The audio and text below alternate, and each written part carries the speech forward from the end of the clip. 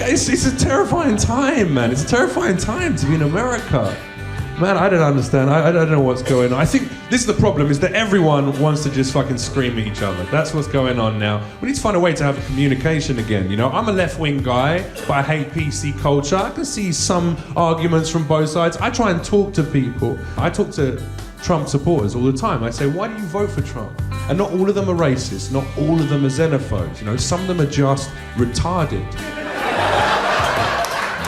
Jeff Leach is on the Adam Carolla Show. Jeff's got dates. Where do we go to find your dates? That clip you just sending me out of some old material. Hilarious. That's the you way trying we to get do my it. green card rescinded? What the fuck, Adam? Jesus. Oh, you got a green card. I have got a green card. I'm full green card, baby. Where do we go? To come and see me live? Yeah. West Covina Laugh Factory. I'll be there headlining from July 3rd, 4th, 5th, and 6th. So if you hate your family, you don't want to celebrate, you know, kicking the Brits out of this country, then come and see one. Come and enjoy a red coat that weekend.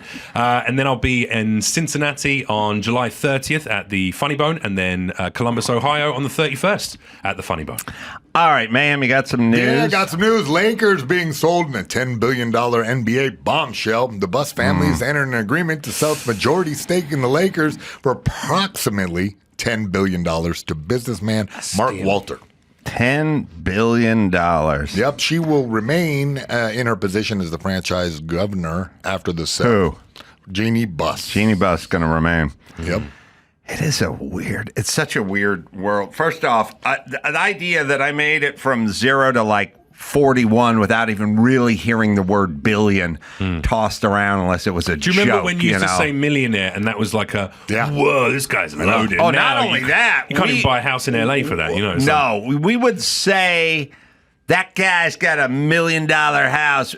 When the house was $461,000. Right. That's $1 million smile and $1 million house, you know, and $1 million career, but $1 million just meant like $400K. Right. Now, I mean, for fun, I will drive around, and Andrew, I don't know if it's on tape anywhere, but like I'll go drive around, and I was doing these vlogs, these fire vlogs and stuff. You're just driving around. Sometimes you get off the freeway in like South Central, and you drive through some horrible part of the city, and you pass a beat-up, shitty old ranch house from the 30s on no land and fucked up and everything, and you look at it, and you go, that's $1.3 million. And you wouldn't fucking spend one night there for $1,000. You would not spend the night there. Right. Crazy what it is. Yes, billion. And then I always just think about my buddy Jay Moore, who married Jeannie Buss. I'm like, that seems smart. Now, here's the thing. I'm assuming there's a prenup for sure, but if you have $1 billion, are you really sweating?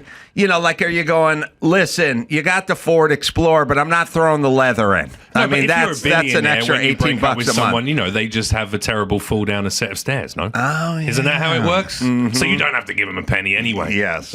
Yeah. Anyway, good for them. And also, I don't know. I got a Tony Bennett CD when my dad died, so that's what I got. But it does make it is a weird thing. Have you ever been divorced? Were you married and divorced? Yeah. Did you have prenups? Did you do prenups? No, I should have, because it's horrible. It's horrible. Yeah. It's horrible. And the lawyers are horrible. But everyone who does family law, what you figure out with family law is everyone who's in family law does it because they're fucking idiots. They're not because they couldn't do criminal law. They do family. You start looking around, though, we'll talk to the judge, we'll talk to this guy, they're all bad, they're all dumb. Nobody really knows their business. It seems like an opportunistic career where you're like benefiting from the pain of two different people. Correct. And then you get your hooks into one of them. They just love the drama. They're basically the View correspondents of law. Yeah, all they do is agitate dumb chicks, and then the fleece is on, and that's how it goes. You deserve a bit more, though. You know. Whoopi Goldberg, Esquire. It's a wonderful con job. It should be illegal. I have zero respect for anyone in that business, and everyone I talk to is bad at their job. Wow. But other than that, I mean, I literally would talk to... Enjoy your wedding. You talk to the person who was the judge for 27 years, and when you're done, you're, this bitch is retarded. She doesn't know what the fuck she's talking about. Like, really dumb people who don't track, and then sort of amoral people or immoral. I don't want to listen. You blew up my spot. I don't want to blow up your spot. But would you marry again? Because I know you and your partner. I don't know if you are married. I would. You have to have a prenup. Otherwise, it's not really the person you marry. It's the system and then the weakness of the person you marry. Understood. They don't have character. The person does. People aren't evil. They're weak, and then the system draws them in. Right. That's why every billboard is for an attorney. Because there's money to be made. If I'm sure those lawyers are getting whatever. No, there's money to be made, and then the percentage of that payout plus their hourly rates and all that. Right, and then the person has to have a weak constitution. Right, and that's how it preys on people's greed and weakness. That's essentially what it is. If you've just had a divorce, you're probably in a very emotionally weak state anyway. So it's an easy people to Yeah. That's the system. Well, speaking of, a California appeals court upheld a verdict ordering a Los Angeles County school district to pay $1 million to a former student who was a target of a relentless months-long bullying campaign that included death threats. Wow. Yeah, Irons, now 21, was a 13-year-old student at El Segundo Middle School when other teens began bullying her between November 17th and June 18th. Yeah, the school's district appealed on they focused on several issues, claiming Irons failed to prove any of her injuries and wasn't responsible for how employees handled the issues. But, yeah, they upheld it. She got $1 million for that. Oh, I could have made so much bullying money when I was a kid. Well, that's 1 year's private school education right there, isn't it? They paid out. So that's a shitty shack on the South Central. Yeah. Adam Carolla wouldn't even sleep a night in it. Not one night for $1,000. So this is psychological bullying? Yeah, they did the locker kind of push in and called her a liar, a whore, a cheater, a boyfriend stealer, flipped her off and made fun of her in the hallways and even slapped her in the face. They screamed at her in person and harassed her online, the report says. But yeah, she got $1 million out of that. Look, man, I got bullied. Jumped in middle school. When I got bullied at school, I got better at fighting. That's what I got. That's what happened to me. I got overhand right with a lock and a sock, and I just said, enough is enough, and came out swinging. There you go. I bully, and we seem well balanced. Yeah, we're perfectly normal guys. Comedy. I was at the top of the food chain in my high school, and the bullies just bullied the bullies. But we're talking middle school. We're talking nerds. Middle school. Middle school was an awkward time. I wasn't grown up tough. That was tough. Yeah, you had to watch out because a ninth grader, when I was in middle school, mine was 7th, 8th, and 9th, and all the ninth graders were scary if you were in the 7th grade. Yeah. Didn't have a lot of bullying provisions to prevent bullying, but it was good. Because you learn stuff. You learn don't go over there and don't hang out with that guy and all that kind of stuff. I don't know. A little bit of bullying is sort of like the bottom of your feet have calluses. If you had the skin you have on your belly, on the bottom of your feet, every step would be painful. Right. And we need to build up a little callus so we can walk on the beach of life.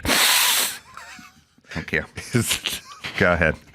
Is that on your bumper sticker? Yeah. I'm going to switch out my license plate for that. Your car is going to be highly decorated by the end of the day. Yeah. Oh, all right. Enough of that. Next up, J.D. Vance, account suspended, then quickly restored on this LiberX competitor, Blue Sky.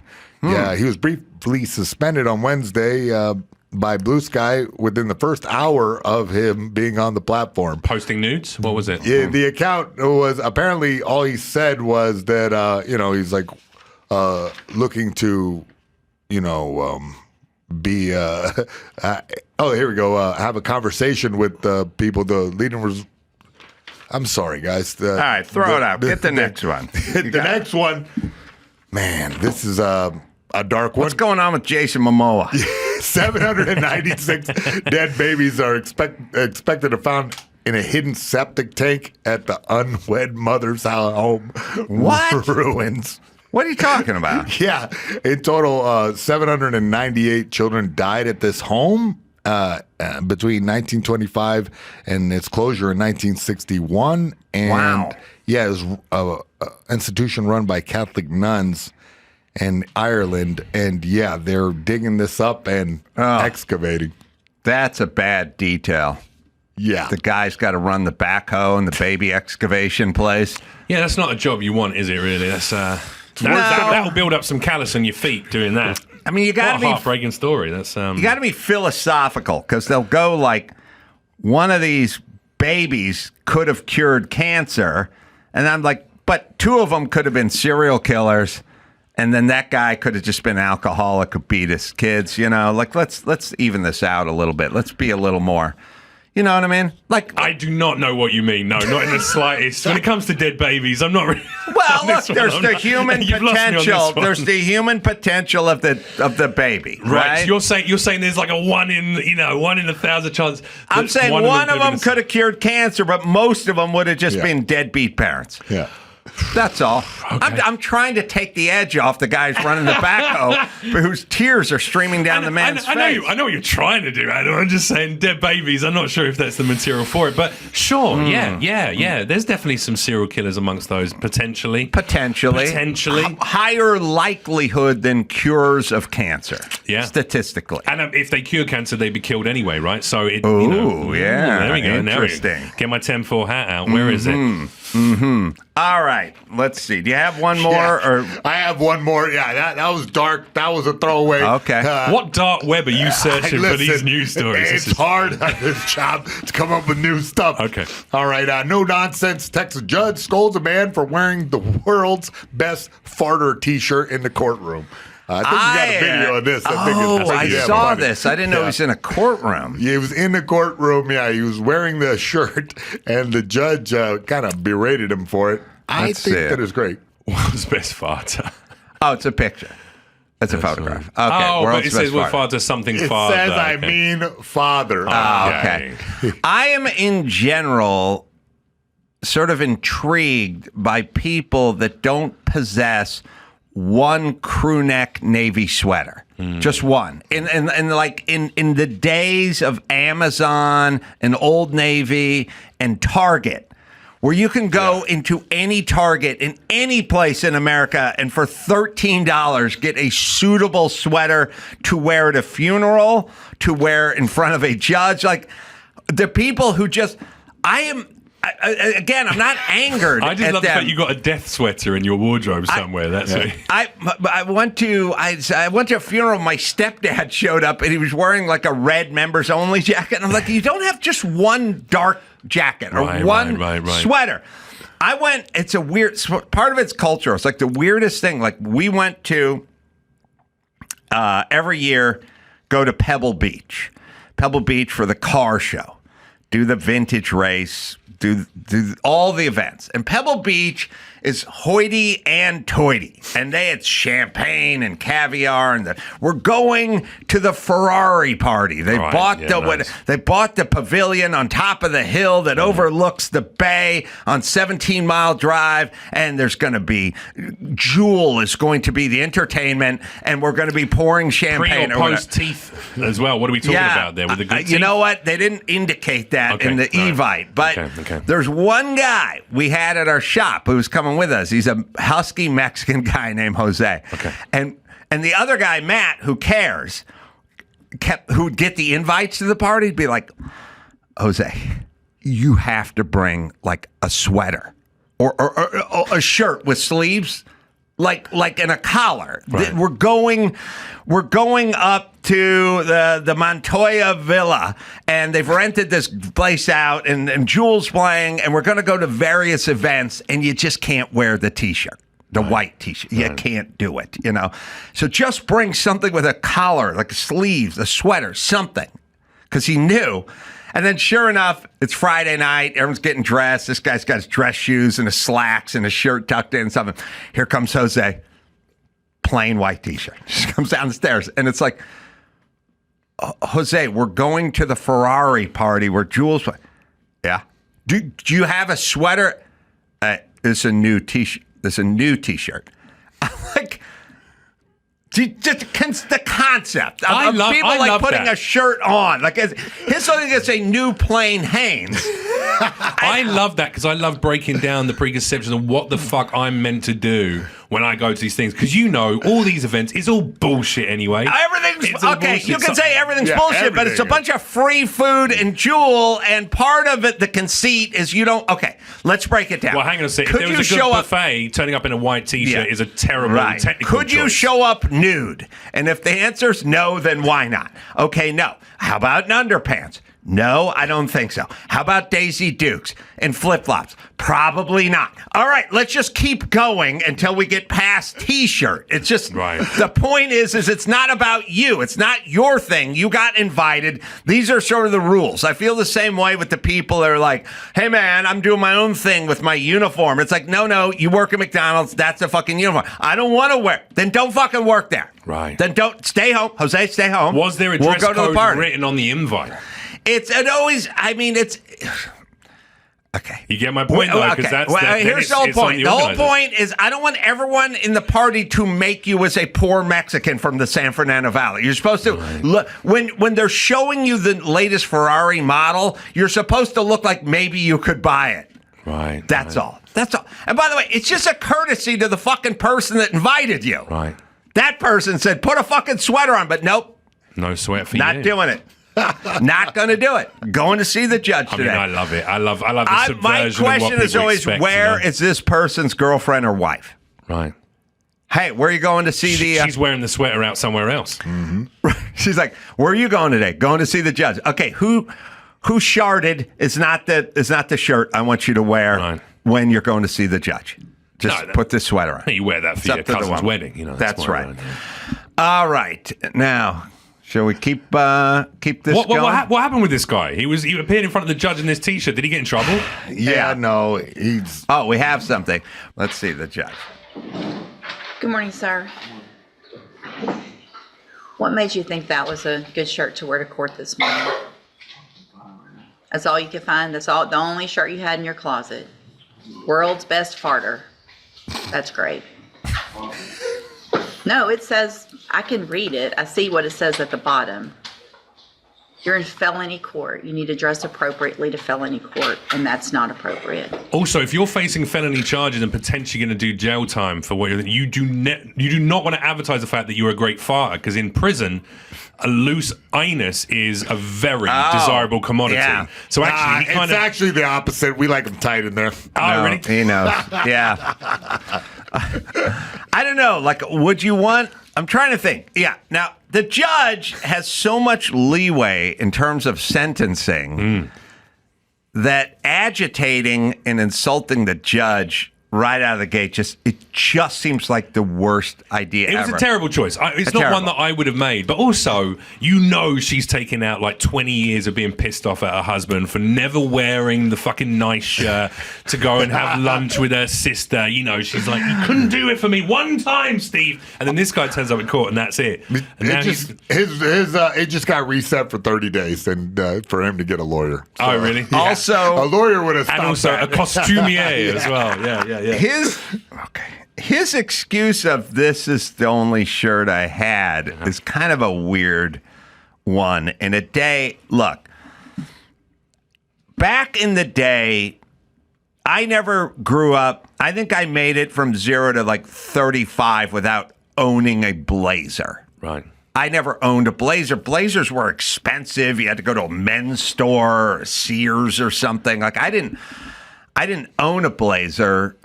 I worked construction. I was a boxing coach. Like, who cared? I didn't know how to make a tie. You had a sort of viable excuse for not owning a blazer or even nice slacks. It was a thing. Shit ostensibly is free now. I mean, wardrobe-wise. Like, pair of slacks, button-up shirt. It's not beyond the means of anyone. You can go, hey, man, I work minimum wage or whatever it is. There's Amazon. It's $14. T-shirts are almost free at this point. I haven't thought about this in a million years, but the first blazer I bought is when me and Jimmy, we were there for the man show, upfronts. Okay, yeah. And Jimmy said, we're going to the upfronts. And I said, good. And he goes, where's your blazer? And I go, Jimmy, it's the man show. We don't wear blazers. We'd wear like a lumberjack shirt or something because it's the man show, a Hawaiian shirt. Right. And he goes, it's the upfronts. You need a blazer. You got to dress up. It's the upfronts. Right. Said, okay. We popped into some place right in the middle of Manhattan and just wanting to haberdashery. Paid like $600 for a Manhattan blazer, like, right off, no time to spare. Most I've ever spent for anything. Right. Put the stupid blazer on, walk to the upfronts, go backstage at upfronts. Jimmy's wearing a blazer, I'm wearing a blazer, and the dude from Comedy Central who runs Comedy Central sees us and he goes, "What are you two so dressed up for? It's the man show." Just look at Jimmy and I go, perfect. It's perfect. It's perfect.